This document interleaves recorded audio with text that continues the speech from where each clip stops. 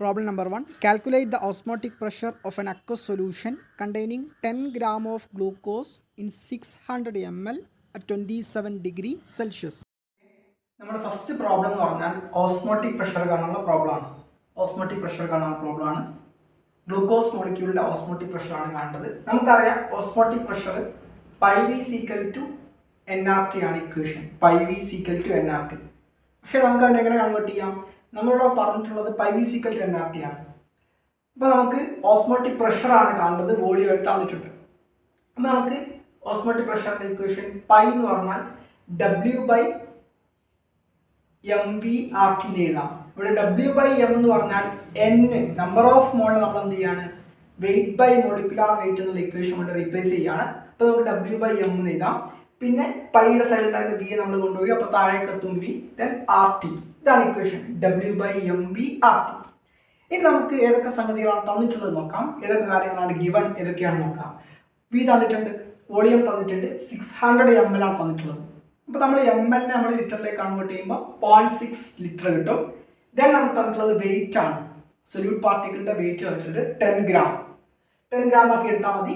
Then നമുക്ക് molar mass അറിയണം.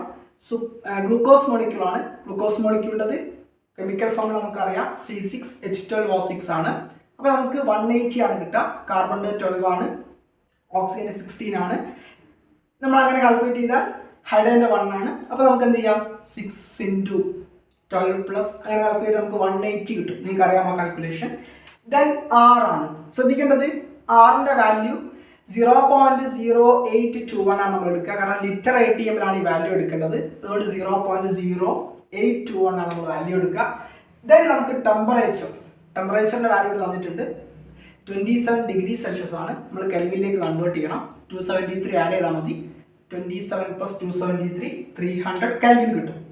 അപ്പോൾ നമുക്ക് എന്ത് ചെയ്യാം, ഇക്വേഷനിൽ റീപ്ലേസ് ചെയ്യാം. W എന്ന് പറഞ്ഞാൽ 10 ആണ്.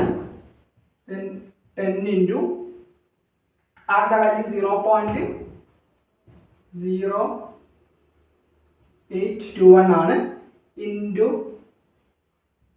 300 ഡിവൈഡ് ബൈ എമ്മിൻ്റെ വാല്യൂ 180 ആണ്.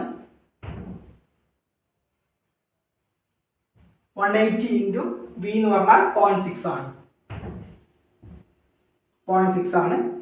സോ നമ്മൾ എന്ത് ചെയ്യാം, 10 × 0.0821 × 300 ഡിവൈഡഡ് ബൈ 180 × 0.6.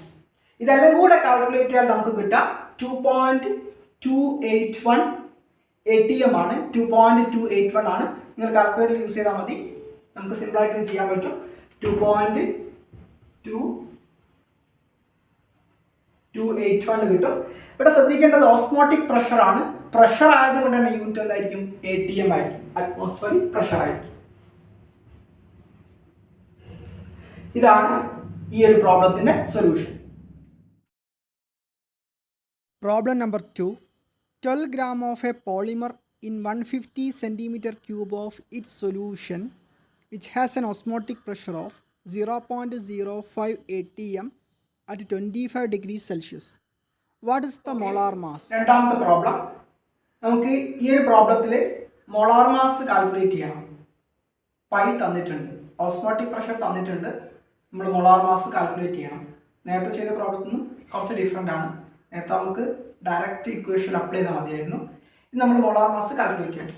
അപ്പോൾ നമുക്കറിയാം πV = W/mRT. nRT നമ്മൾ W/m എന്ന് എഴുതി. അപ്പോൾ മോളാർ മാസ് നമുക്ക് m ആണ് മോളാർ മാസ്. അപ്പോൾ നമുക്ക് m ആണ് കാൽക്കുലേറ്റ് ചെയ്യേണ്ടത്. അപ്പോൾ m = എന്ത് വരും, WRT/πV. ഇക്വേഷൻ അങ്ങോട്ട് എക്സ്ചേഞ്ച് ചെയ്താൽ മതി. എമ്മിനെ നമ്മൾ ലെഫ്റ്റ് സൈഡിലേക്ക് എടുക്കുക, πV നമ്മൾ എന്ത് ചെയ്യുക, റൈറ്റ് സൈഡിലേക്ക് കൊണ്ടുവന്നാൽ മതി. അപ്പോൾ WRT/πV വരും. ഇനി നമുക്ക് എന്തൊക്കെയാണ് തന്നിട്ടുള്ളത്, വാട്ട് ഇസ് ഗിവൺ. അപ്പോൾ നമുക്ക് നോക്കാം. പൈ ഓസ്മോട്ടിക് പ്രഷർ തന്നിട്ടുണ്ട് 0.05 ATM തന്നിട്ടുണ്ട്. ദെൻ v വോളിയം തന്നിട്ടുണ്ട് 150 cm³ ആണ് തന്നിട്ടുള്ളത്. നമ്മൾ ലിറ്ററിലേക്ക് കൺവേർട്ട് ചെയ്യണം. അപ്പോൾ 0.15 ലിറ്റർ ആണ് വരിക. ദെൻ W വെയിറ്റ് തന്നിട്ടുണ്ട്. സൊല്യൂട്ടിൻ്റെ വെയിറ്റ് 12 ഗ്രാം ആണ്. ദെൻ R നമുക്കറിയാം, ലിറ്റർ ATM-ൽ 0.0821 ലിറ്റർ ATM കെൽവിനാണ് ആറിൻ്റെ വാല്യൂ. ലിറ്റർ ATM കെൽവിനിൽ ആറിൻ്റെ വാല്യൂ 0.0821 ആണ്. ദെൻ ടെമ്പറേച്ചർ 25 ഡിഗ്രി സെൽഷ്യസ് തന്നിട്ടുണ്ട്. നമ്മൾ എന്ത് ചെയ്യാം, കെൽവിനിലേക്ക് കൺവേർട്ട് ചെയ്യാം. 273 ആഡ് ചെയ്താൽ മതി, 298 കെൽവിൻ കിട്ടും. ദെൻ എം നമുക്ക് കാൽക്കുലേറ്റ് ചെയ്യാം. Equation molar mass equal to WRT/πV. Then നമ്മൾ എന്ത് ചെയ്യാം, കൊടുക്കുക, ഡയറക്റ്റ് കൊടുക്കുക. W എന്ന് പറഞ്ഞാൽ 12 ഗ്രാം ആണ്. 12 ഇൻറ്റു R എന്ന് പറഞ്ഞാൽ 0.0821 into 298 kelvin divided by pi എന്ന് പറഞ്ഞാൽ 0.05 ഇൻറ്റു V എന്ന് പറഞ്ഞാൽ 0.15. നമ്മൾ എന്ത് ചെയ്തു, ജസ്റ്റ് സബ്സ്റ്റിറ്റ്യൂട്ട് ചെയ്തു. ഇനി നമ്മൾ എന്ത് ചെയ്യുക, ജസ്റ്റ് കാൽക്കുലേറ്റ് ചെയ്യുക. കാൽക്കുലേറ്റ് യൂസ് ചെയ്ത് വാല്യൂ കണ്ടുപിടിക്കുക. അപ്പോൾ നമുക്ക് കിട്ടാം 39,000. നമ്മൾ എന്ത് ചെയ്യുക, വാല്യൂ കാൽക്കുലേറ്റ് ചെയ്യുക. അപ്പോൾ നമുക്ക് വാല്യൂ കിട്ടുന്നത് 39,120. 39,120. നമുക്ക് മോളാർ മാസ് ആയതുകൊണ്ട് തന്നെ ഗ്രാം പെർ മോളാണ്. യൂണിറ്റ് ശ്രദ്ധിക്കണം. മോളാർ മാസ് ആയതുകൊണ്ട് ഗ്രാം പെർ മോളാണ് വരിക. ഗ്രാം പെർ മോളാണ് വരിക. 39,120 ഗ്രാം പെർ മോളാണ്. Calculate the concentration of an aqueous solution of a non-volatile organic solute which exert an osmotic pressure of 3.731 atm at 303 Kelvin. Okay, next problem. ഈ ഒരു പ്രോബ്ലത്തിൽ നമുക്ക് concentration ആണ് കണ്ടുപിടിക്കേണ്ടത്. കോൺസെൻട്രേഷൻ നമുക്ക് ഓസ്മോട്ടിക് പ്രഷർ തന്നിട്ടുണ്ട്. ഓസ്മോട്ടിക് പ്രഷർ ഉപയോഗിച്ചുകൊണ്ട് നമുക്ക് സൊല്യൂഷന്റെ കോൺസെൻട്രേഷൻ കാൽക്കുലേറ്റ് ചെയ്യണം. അപ്പോൾ നമ്മൾ നേരത്തെ ഓസ്മോട്ടിക് പ്രഷർ ആയിരുന്നു കാൽക്കുലേറ്റ് ചെയ്യുന്നത്. രണ്ടാമത്തെ പ്രോബ്ലത്തിൽ മോളാർ മാസ് ആയിരുന്നു കാൽക്കുലേറ്റ് ചെയ്തത്. മൂന്നാമത്തെ പ്രോബ്ലത്തിൽ കോൺസെൻട്രേഷൻ ആണ്. നമുക്കറിയാം, ഇക്വേഷൻ ഉപയോഗിച്ച് കാൽക്കുലേറ്റ് ചെയ്യാവുന്നേ ഉള്ളൂ. Pi equal to CRT. നമ്മളങ്ങനെ ഇക്വേഷൻ തുടക്കത്തിൽ പറഞ്ഞിരുന്നു. ഓസ്മോട്ടിക് പ്രഷർ പറയുന്ന സമയത്ത് പൈ ഈക്വൽ ടു CRT. ഇവിടെ C എന്ന് പറഞ്ഞാൽ കോൺസെൻട്രേഷൻ ഓഫ് ദി സൊല്യൂഷൻ ആണ്. അപ്പോൾ നമുക്ക് എന്ത് ചെയ്യണം, കാൽക്കുലേറ്റ് ചെയ്യേണ്ടത് C ആണ്. പൈ നമുക്ക് തന്നിട്ടുണ്ട്. നമുക്ക് ഇക്വേഷൻ എഴുതാം. C equal to π/RT. C equal to π/RT എന്ന് കിട്ടും. ഇനി നമ്മൾ എന്ത് ചെയ്യാം, എന്തൊക്കെയാണ് നമുക്ക് തന്നിട്ടുള്ളത്, വാട്ട് ആർ ഗിവൺ. പൈ തന്നിട്ടുണ്ട് 3.731 atm തന്നിട്ടുണ്ട്. ആറിന്റെ വാല്യൂ നമുക്കറിയാം 0.0821 ലിറ്റർ atm പെർ കെൽവിൻ മോൾ ആണ്. Then temperature 303 kelvin. കെൽവിൻ തന്നെയാണ് തന്നത്, നമ്മൾ കൺവേർഷൻ നടത്തണ്ട. ദെൻ ഡയറക്റ്റ് എന്ത് ചെയ്യാം, സബ്സ്റ്റിറ്റ്യൂട്ട് ചെയ്യാം. പൈയുടെ വാല്യൂ നമുക്കറിയാം 3.731 ഡിവൈഡഡ് ബൈ ആറിന്റെ വാല്യൂ 0.0821 ഇൻറ്റു ടിയുടെ ടെമ്പറേച്ചറിന്റെ വാല്യൂ 303 ആണ്. 303. നമ്മൾ എന്ത് ചെയ്യാം, ഇത് കാൽക്കുലേറ്റ് ഉപയോഗിച്ച് കാൽക്കുലേറ്റ് ചെയ്യാൻ നമുക്ക് കിട്ടുന്ന വാല്യൂ 0.15 മോൾ പെർ ലിറ്റർ ആണ്.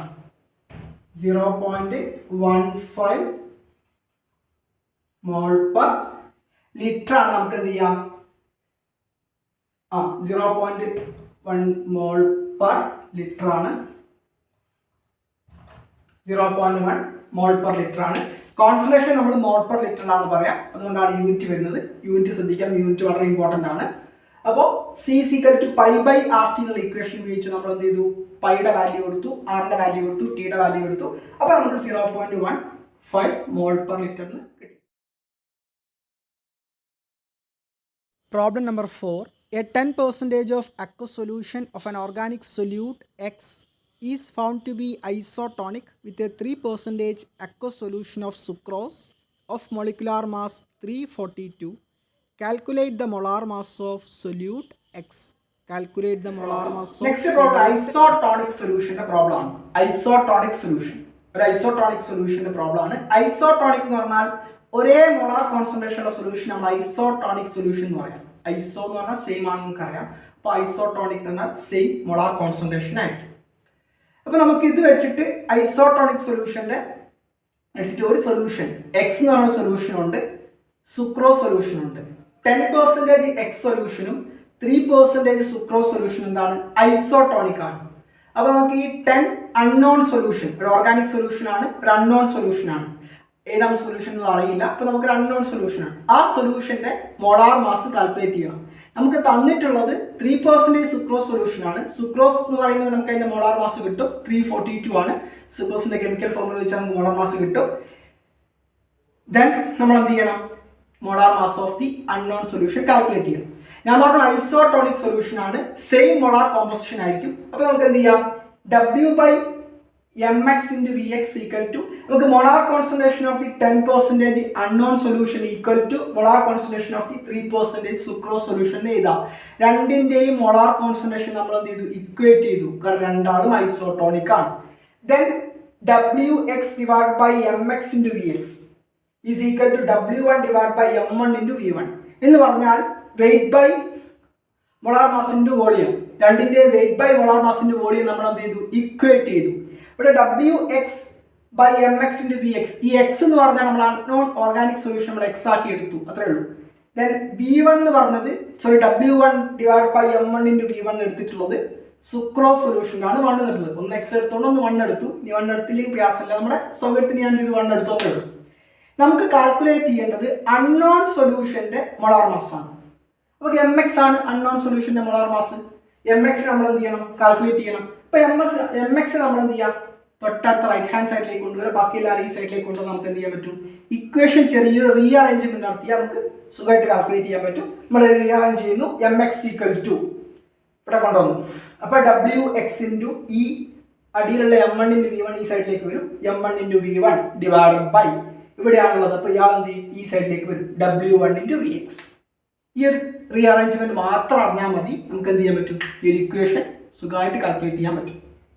അപ്പോൾ mx ഈക്വൽ ടു, ഇനി വാല്യൂ സബ്സ്റ്റിറ്റ്യൂട്ട് ചെയ്യാം. വാല്യൂ നമുക്കറിയാം.